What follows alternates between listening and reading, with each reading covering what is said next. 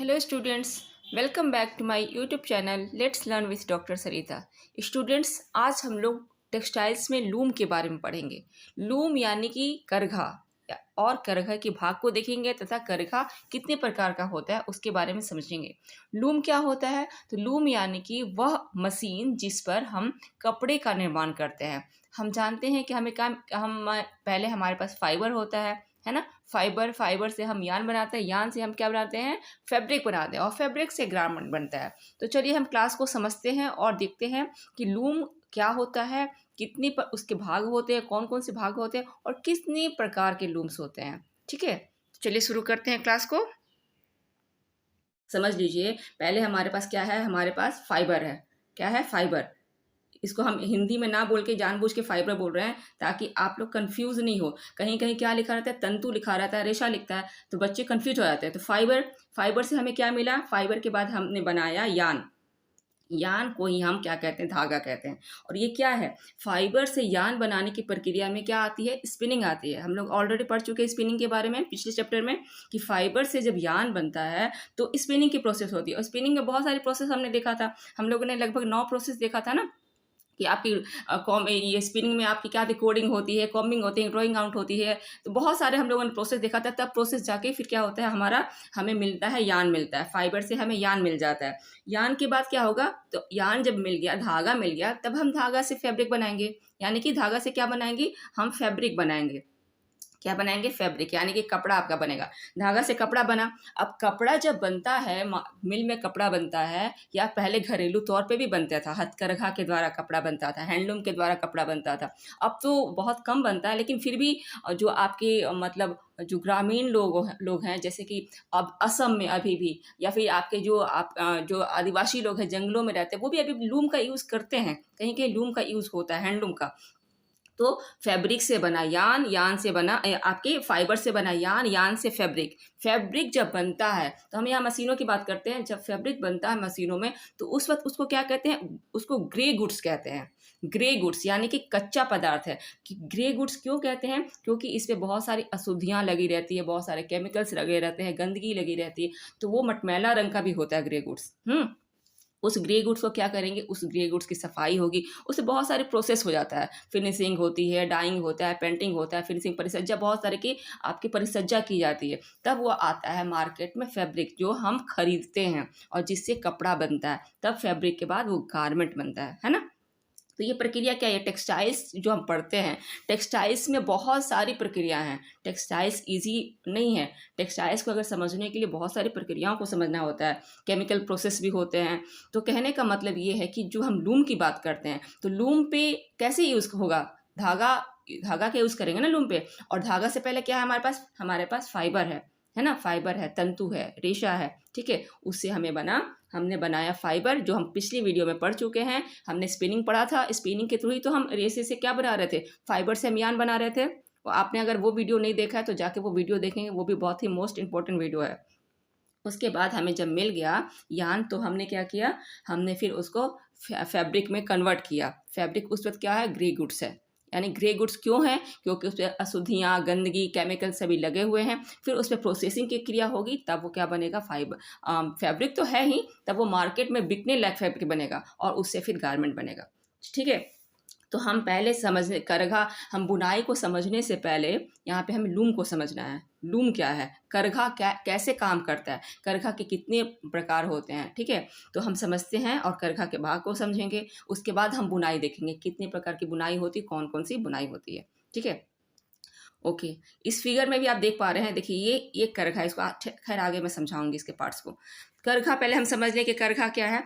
तो करघा पर जब कपड़ा बुना जाता है, तो करघा में ताना और बाना, दो प्रकार के धागों का यूज हो जाता है, ठीक है। दो प्रकार के आपके यान का यूज होता है। करघा पर जब बुना जाएगा, ताने का यानी कि जो लंबाई में आपके ताने, लंबाई के जो धागे होते हैं, देखिए करघा पे इस प्रकार से धागा रहेगा। एक तो इस प्रकार से रहता है, यहाँ पे ना गोल आपके और सिलेंडर जैसे आपके दो रॉड लगे रहते हैं, जिसपे लंबाई में ऐसे बुने रहते हैं। तो ये क्या हुआ? ये तना हुआ है, तो ये वार्प वार्प यान है, ठीक है। इसको वार्प यान कहते हैं। और जो आपका उस पर बुना जाता है, जिससे भराई का काम होगा, ऐसे ऐसे भराई का काम होता रहेगा, उसको क्या कहते हैं? उसको बाने का धागा कहते हैं, ठीक है। उसको क्या कहते हैं? बाने का धागा कहते हैं। यानी कि जो तना लंबाई में जो रेशा होगा करघे पे, उसको ताना का धागा कहते हैं। इसको आपको समझना होगा वार्प, ठीक है, इसको वार्प कहते हैं। और जो आपकी जिस धागे से भराई होगी उसको कहते हैं बाना का धागा, ठीक है। बाना का धागा left to right to left चलता है, ठीक है। और आपका ताना का धागा ऊपर से नीचे अप एंड डाउन, ठीक है। आपको समझ में आ गया वार्प क्या है और वेफ्ट क्या है? वार्प और वेफ्ट क्या है, समझ में आया? समझ में आया तो जो बच्चे जुड़े हुए हैं लिंक से वो कमेंट करके बोलेंगे यस और नो। मुझे देखना है कि क्लास में कितने बच्चे एक्टिव हैं, ठीक है, कितने बच्चे पार्टिसिपेट करते हैं, कि किसको पढ़ने में इंटरेस्ट है। ऐसे तो आप लोग बोलेंगे कॉलेज में पढ़ाई नहीं होती है, और क्लास अगर लो तो आप लोग आते नहीं हैं। आप कमेंट करके बताएं यस और नो, आपको समझ में आ रही है बात या नहीं। नहीं तो मैं वापस से दोबारा समझाऊंगी। देखिए, जब भी हम करघा की बात करते हैं तो करघे में जब कपड़े की बुनाई होती है तो 2 प्रकार के धागों का यूज़ किया जाता है। पहले को क्या कहते हैं, पहला या दूसरा इससे मतलब नहीं है, जो तने हुए रहते हैं, जो लंबाई में रहता है धागा, उसको कहते हैं हम वार्प, यानी कि ताने का धागा, ठीक है। ताने का धागा कहाँ से जाएगा? ऊपर से नीचे, ठीक है, ऊपर से नीचे। उसके बाद जो आपकी चौड़ाई यानी कि जो धागा भरता है उसको, जिससे कपड़ा बुनता जाता है, उसको कहते हैं बाना का धागा, यानी कि वेफ्ट, ठीक है। वेफ्ट हमेशा लेफ्ट टू लेफ्ट चलता है, वो शटल के माध्यम से। हम आगे भी समझेंगे कि शटल क्या होता है। इस प्रकार क्या होता है, करघा कपड़ा बुनता है। इतनी बात समझ में आ गई। यहाँ हमने सिर्फ बताया है कि ताना का धागा क्या होता है और बाना का धागा क्या होता है। ताना का धागा कैसे चलता है? अप एंड डाउन, ऊपर से नीचे, ठीक है, वो लंबाई में होता है। और बाना का धागा आपका लेफ्ट एंड राइट, उससे भराई की जाती है, ठीक है। आगे हम देखते हैं। तो पहले हम टाइप्स ऑफ लूम समझ लें कि देखिए, प्राचीन समय में जो कपड़े की बुनाई होती थी, आप जानते हैं ना कि जब हम लोग आदि मानव थे तो उस वक्त कपड़े की बुनाई तो नहीं होती थी। पत्ते पहनते थे, छाल पहनते थे, है ना। और उनको कपड़े बुनने का आइडिया कहाँ से आया? तो पंछियों के जो घोंसले होते हैं उनको देख के उनके मन में विचार आया कि अदना सा ये छोटा सा पक्षी अपने रहने के लिए एक एक तिनका जोड़ के और किस प्रकार बुनावट करके घोंसला अपने लिए बनाता है। तब आदि मानव की यानी कि प्राचीन जो हमारे पूर्वज थे उनके मन में ख्याल आया कि इस प्रकार हम भी रेशे से कपड़ा बुन सकते हैं। तो वहीं से उनको ध्यान आया कपड़ा बुनने का। तो जो परंपरागत तरीका था, आपके लूम्स के 2 भागों में हम बांटते हैं। लूम्स को, आपको करघे को 2 भागों में बांटते हैं। एक हम कहते हैं परंपरागत तरीका, ठीक है। एक को क्या कहते हैं, परंपरागत यानी कि कॉन्वोकेशनल लूम, और दूसरा नॉन कॉन्वोकेशनल लूम, ठीक है। पहला आपका परंपरागत को हम कह सकते हैं कॉन्वेंशन लूम, ठीक है, कॉन्वेंशनल लूम। और आपका नॉन परंपरागत को यानी कि गैर परंपरागत को कह सकते हैं नॉन कन्वेंशनल लूम, ठीक है, यानी कि गैर परंपरागत, ठीक है। आपके परंपरागत रूप में आ जाएगा हैंडलूम।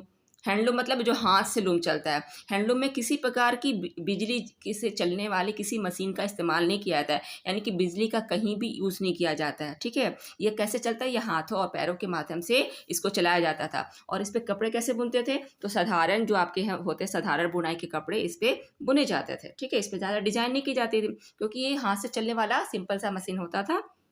इसको हम क्या कहते हैं, इसका हैंडलूम, अगर उदाहरण की बात करें तो हैंडलूम इसका एक उदाहरण है, ठीक है। परंपरागत जो आपके लूम्स थे, करघे थे, उसके उदाहरण के रूप में हम हैंडलूम को ले सकते हैं। दूसरा क्या है, गैर परंपरागत। गैर परंपरागत यानी कि non conventional loom. Non conventional loom, इसमें बहुत सारे इसके नाम है, जैसे कि इलेक्ट्रॉनिक लूम, ठीक है।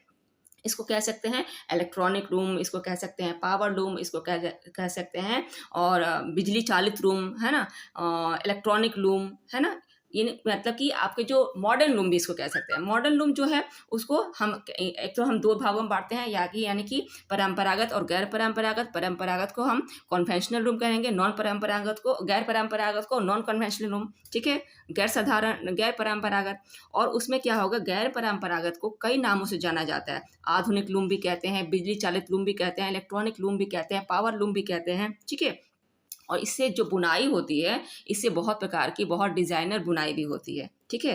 इससे डिज़ाइनर बुनाई भी होती है। सबसे पहले जो होता है आपका जो गैर परंपरागत लूम है, यानी कि बिजली से चलने वाली लूम की खोज किसने करी थी? तो इस लूम की खोज एडमंड कोर्टराइट ने की थी। एडमंड कोर्टराइट ने की थी कब? 1785 में, ठीक है।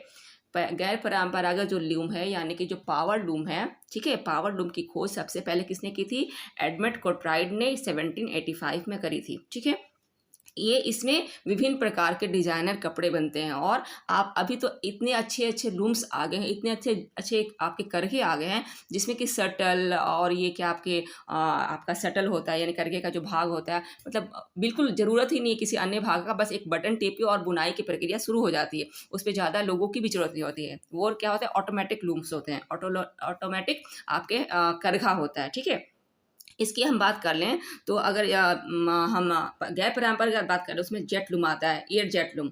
एयर जेट लूम क्या होता है, इसमें हवा के माध्यम से मतलब उसको लूम को चलाया जाता है, ठीक है। बहुत ही ज़्यादा हाई प्रेशर होता है, एयर प्रेशर देके एयर लूम। वैसे ही वाटर जेट लूम, यानी कि इसमें वाटर का प्रेशर होता है, तब वो लूम्स चलते हैं, ठीक है। उसके बाद रिपेयर लूम, मिसल प्रोजेक्टर लूम्स, ठीक है। इससे क्या होता है, आपके जो रिपेयर लूम है, इसमें प्लास्टिक के टेप का इस्तेमाल किया जाता है। जैसे कि एयर जेट लूम में एयर का इस्तेमाल किया जा रहा है, हवा का इस्तेमाल किया जाता है। वाटर जेट लूम में आपके वाटर का इस्तेमाल किया जा रहा है। उसके बाद उसी प्रकार रिपेयर लूम है, जिसमें क्या किया जाता है, आपके प्लास्टिक के टेप का इस्तेमाल किया जाता है। उसी प्रकार मिसल और प्रोजेक्टिव लूम है, इसमें आपके स्टील के जो ये है, स्टील और मेटल के वस्तुओं का, धातुओं का इस्तेमाल करके बनाया जाता है। तो आपको इतनी बात समझ में आ गई। हमने यहाँ बात किया करी, हमने बात करी करघे के प्रकार का। करघे कितने प्रकार के होते हैं, तो एक परंपरागत के उदाहरण के रूप में हम हैंडलूम को ले सकते हैं। परंपरागत में सादे कपड़े बनते थे, ठीक है, इसमें समय भी ज़्यादा लगता था, ठीक है, और कम कपड़े का उत्पादन होता था। समझ में आई बात, इसमें किसी प्रकार की बिजली का यूज नहीं होता है। और गैर परंपरागत यानी कि नॉन कन्वेंशनल रूम में हम बात कर सकते हैं, उदाहरण के रूप में हम कह सकते हैं jet loom, water loom, repair loom, ये बहुत सारे लूम्स हैं। इसको हम इलेक्ट्रॉनिक लूम, पावर लूम ये भी कह सकते हैं, बिजली चालित लूम भी कह सकते हैं, आधुनिक लूम भी कह सकते हैं। समझ में आई बात आपको, ठीक है। इतनी बात समझ में आ गई। अभी हमने लूम के प्रकार देखा, ठीक है।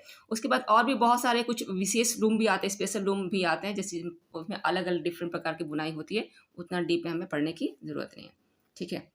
ये देखिए, ये क्या है, एक उदाहरण आप देख रहे हैं। एक महिला जो है वो बैठ के और अपने हाथों के माध्यम से कुछ मशीन्स हैं उस पर क्या कर रही है, बना रही है। देखिए इसको, ये क्या है, ये परंपरागत लूम है। ये जो उदाहरण है ना आपका, ये परंपरागत लूम का उदाहरण है, ठीक है। इसमें किसी प्रकार की बिजली का उपकरण का उपयोग नहीं किया जाता है, बिजली का यूज नहीं किया जाता है, ठीक है, इलेक्ट्रॉनिक का यूज नहीं किया जाता है। इसमें देखिए ये जो आपके ऐसे धागे दिख रहे हैं ना, ये तो ये क्या है, ये ताना का धागा है। और जो धागे आपको यहाँ से ऐसे दिख रहे हैं, वो ऐसे ऐसे लंबे लंबे, ये क्या है, ये बाना का धागा है, ठीक है। इसमें इस साइड लगा रहता है आपके दो, आपके सिलेंडर नुमा आपके लकड़ी का भी रॉड होता है, ठीक है। और आपका अभी तो स्टील का होता है, लोहे का होता है, उस वो लगा तो वो एक धागा को लपेटता जाता है और एक उसको क्या करता है, उसको टाइट किए रहता है, ठीक है। इस पर लूम, और आगे हम देखेंगे कितने पार्ट्स और होते हैं, कैसे कैसे पार्ट्स हैं। तो एक समझिए सिंपल सा कि ये जो आपके हैं ट्रेडिशनल जो लूम है, परंपरागत जो लूम है, उसका ये एक फिगर है, ठीक है। करघे का अब हम भाग देख लेते हैं। करघे का क्या क्या भाग होता है, तो आपकी जो क्लॉथ बीम है, ठीक है, पहला जो सिलेंडर नुमा हमने बताया आपका, उसमें cloth beam, warp beam, harness, subtle और रीड या कंघी आता है। अब हम देखते हैं एक फिगर के माध्यम से कि क्लॉथ बीम हम किसे कहते हैं, वार्प बीम क्या होता है, हार्नेस क्या है, सटल क्या है, और रीड हम किसे कहते हैं, ठीक है। देखिए यहाँ पे ये एक फिगर है आपके करघे का। ये किसका फिगर है, करघे का, ठीक है। इसको सिंपल करघा ही है, लेकिन मशीन के जो करघे होते हैं आपके, इलेक्ट्रॉनिक करघे भी होते हैं, इसी प्रकार से काम कर रहे होते हैं। लेकिन उसमें शटल का भी बहुत सारे इतना टेक्नोलॉजी का आविष्कार हो चुका है कि शटल वगैरह की यूज़ नहीं पड़ती है, रीड वगैरह की यूज़ नहीं पड़ती है, वो अपने आप मशीन के द्वारा ऑटोमेटिक ही हो जाता है। तो करघे को समझने के लिए हम पहले इसको समझते हैं। सबसे पहले जो देखिए इसमें नंबरिंग किया हुआ है, नंबरिंग क्या किया हुआ है, 1 2 3 ऐसे नंबरिंग किया हुआ है ना। 1 यहाँ पे है आपका, 2 3 4 5 6, यहाँ पे मैंने यहाँ पे इंडिकेशन भी दिया हुआ कौन क्या है। जो पहला है ये है सिलेंडर नुमा, इसको क्या कहते हैं, इसको वार्प बीम कहते हैं, यानी कि ताने का सिलेंडर ही है। इस पे क्या होता है, ताने के धागे लपेटे रहते हैं, ठीक है। और ये क्या है, जो आपका लास्ट जो है, ये आपका जो लास्ट होता है, ये क्या है, ये है आपके बाने के धागों को लपेटता है। किसको लपेटता है, बाने के धागों को लपेटता है, ठीक है। ताने के धागे और बाने को लपेटने के लिए उसको क्या कहते हैं, क्लोथ बीम कहते हैं। बाने को के धागे को जो लपटेगा उसको हम क्या कहते हैं, क्लोथ बीम, ठीक है। तो जो सबसे पहला है आपके ताने के धागे को लपेटने के लिए, इसको वार्प बीम कहते हैं, ठीक है। इसमें क्या होता है, आपके लंबाई के धागे लपेटे रहते हैं, जिसपे कि बुनाई की क्रिया की जाएगी। समझ में आई बात आपको। दूसरा है हार्नेस। दूसरा क्या है, इसको हमने क्या कहा, ये हमारा वार्प बीम है, यानी कि ताने का बीम, ठीक है। इस पे ताने के धागे लपेटे रहेंगे, और चूंकि दोनों का यूज होता है, आपके जो क्लोथ बीम दोनों की मदद से ही ताने की, क्लोथ बीम है, दोनों की मदद से ही ताने के धागे लपेटे रहते हैं, टाइट किए रहते हैं, ठीक है। उसके बाद आपका जो सेकंड है हार्नेस, ये क्या है, ये आपका हार्नेस है। हार्नेस किसी भी जो आपके जो लूम होते हैं, कोई भी करखा होता है, उसमें कम से कम 2 हार्नेस जरूर होता है, ठीक है। और जितने अगर डिजाइनर कपड़े बनाने होंगे तो ज़्यादा हार्डलूम्स भी होते हैं, ज़्यादा आपके हार्नेस भी होते हैं, यानी कि जितना आपका कठिन डिज़ाइन होगा उतना ही ज़्यादा हार्नेस की जरूरत पड़ती है।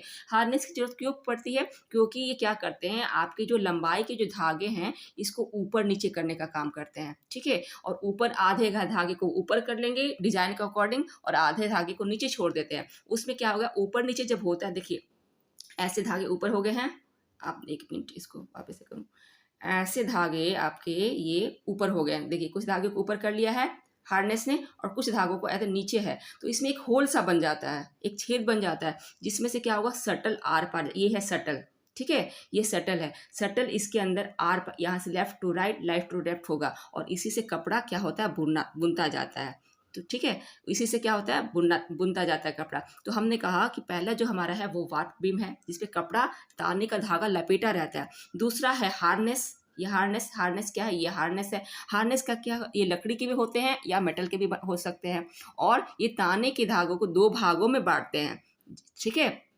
ताने के धागों को क्या कहते हैं, 2 भागों में बांटते हैं, जिसमें से कि ऊपर नीचे जब ताने के धागे हो जाते हैं तो एक गलियारा सा, एक होल सा बन जाता है, उस गलियारा से होके आपके सटल गुजरता है, ठीक है, उस गलियारा से उससे आपका सटल गुजरता है। तो समझ में आई आपको बात हार्नेस की, हार्नेस की बात समझ में आएगी। अब हम थर्ड बात करते हैं हेडल की। अब देखिए इसको फिर से रब करती हूँ, हेडल की बात करते हैं, तीसरे नंबर की जो हेडल है। तो आप देखें ये हार्नेस जो है, हार्नेस है, इसके अंदर छोटे छोटे आपको छेद दिख रहे हैं, छोटे छोटे छेद दिख रहे हैं, ये क्या होता है, ये इसको कहते हैं हेडल्स, ठीक है। इसमें हार्नेस में कई, मतलब ये सुई जैसी संरचना होती है, जिसमें क्या होता है, जिसमें छोटे छोटे होल्स होते हैं, आप इजिली होल देख पा रहे हैं, इसी से गुजर के आपके देखिए ताने के धागे आर पार हुए हैं, यहाँ से आपके ताने के धागे आर पार हुए ना, इसी से गुजर के आर पार होते हैं, ठीक है। तो ये सुई जैसी संरचना होती है, जिसमें कि कई होल्स लगे होते हैं, और इसको क्या कहते हैं, हेडल्स कहते हैं, ठीक है।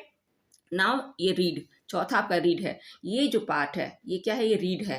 ये एक कंघी जैसी संरचना होती है, ठीक है, कंघी जैसी संरचना होती है, जो क्या करती है, जब कपड़ा बुनता है, जब बाना का धागा लेफ्ट, ये बाना का धागा लेफ्ट टू सटल लेके जाएगा लेफ्ट से राइट, तो ये क्या कहता है, रीड इसको ठोक देता है, ठोक के पीछे कर देता है, पीछे कर देगा। तो जो आप देख पा रहे हैं, एक मिनट इसको वापस रख करूँ, ये जो दिख पा रहा है आपको, ये कपड़ा है, ठीक है, ये रीड क्या काम कर रहा है, इसको ठोकता है बार बार, जैसे जैसे बाना का धागा पीछे छोड़ते जाता है बाना सटल, तो क्या करता है, इसको ठोक के बराबर कर देता है, तो पीछे की तरफ कपड़ा बुनता जाता है, और ये क्या करता है, आपका क्लोथ बीम क्या करता है, उसको लपेट लेता है। वो इतना तेजी से लपेटता है कि आपके जो तना हुआ धागा है वो लूज भी नहीं होता है, ठीक है। कपड़ा बुनता है तो इतनी तेजी से वो लपेटता है, तो लपेटने का भी काम करता है क्लोथ बीम, और इसको क्या करता है, ताने के धागे को टाइट भी रखता है।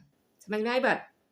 पांच आपका शटल का काम है, आपको इसमें शटल, आपको मैं दिखाऊंगी, एक और फिगर है, शटल आपके लेफ्ट टू राइट मूव करता है, और इसी में बॉबिन लगी रहती है, शटल में के अंदर बॉबिन लगी रहती है, और जो कि उसमें धागा रहता है, और ये लेफ्ट टू राइट जाता है तो कपड़ा बुनते रहता है। तो आपको इतनी बात समझ में आ गई कि करघे का भाग क्या है। तो करघे का भाग पहला है वार्प बीम, जिसको कि ताने का धागा कहते हैं, ताने का सिलेंडर कहते हैं, ठीक है, आपका हो गया। फिर हार्नेस, ये आपका हार्नेस है, जो क्या करता है, लकड़ी नुमा संरचना, ये स्टील की संरचना होती है, और किसी भी लूम में, किसी भी करघे में लगभग 2 हार्नेस जरूरी है। और डिजाइन, जैसे अगर डिजाइन अगर ज़्यादा अच्छा बनाना है, सिंपल से बेहतर बनाना है, तो और भी हार्नेस हो सकते हैं, ठीक है, क्योंकि कपड़े में डिजाइन ऊपर नीचे करेंगे ताने के रेशे को, तभी क्या करेगा, आपका बाने का धागा डिजाइन बनाएगा शटल की मदद से, ठीक है। उसके बाद हमने हेडल देखा, हेडल्स में इसके अंदर जो छेद है, जिससे होकर आपके ताने के धागे गुजरते हैं। उसके बाद रीड देखा, रीड कंघी नुमा संरचना है, जो ठोकने का काम करती है कपड़े को। सेटल में बॉबिन एक तरह से होता है, वो लेफ्ट टू राइट जाके कपड़े को भरने का काम करता है। क्लोथ बीम कपड़े को लपेटने का काम करता है, प्लस ताने के धागे को टाइट रखता है। Isn't it. आई थिंक इतनी बात आपको अच्छी तरह से समझ में आ गई। हमने अभी देखा कि करघे का क्या है, प्रकार देखा, हमने करघे का प्रकार भी देखा, और करघे कितने प्रकार के होते हैं हमने देखा, परंपरागत और गैर परंपरागत। उसके बाद हमने करघे के पार्ट्स देखे, कि पार्ट्स हमने देखा वार्प बीम और आपके harness, hadal, read, subtle beam और क्लोथ बीम हमने देखा। यानी कि करघे में आपके 6 क्या हैं प्रकार हैं। करघे के हमने 6 प्रकार देखे, ठीक है। अब हम बात कर लेते हैं नेक्स्ट जो है, आपको सटल दिखाती हूँ कि सटल कैसा होता है। जैसे अच्छा मैंने सटल की फिगर नहीं लगाई है, कोई बात नहीं।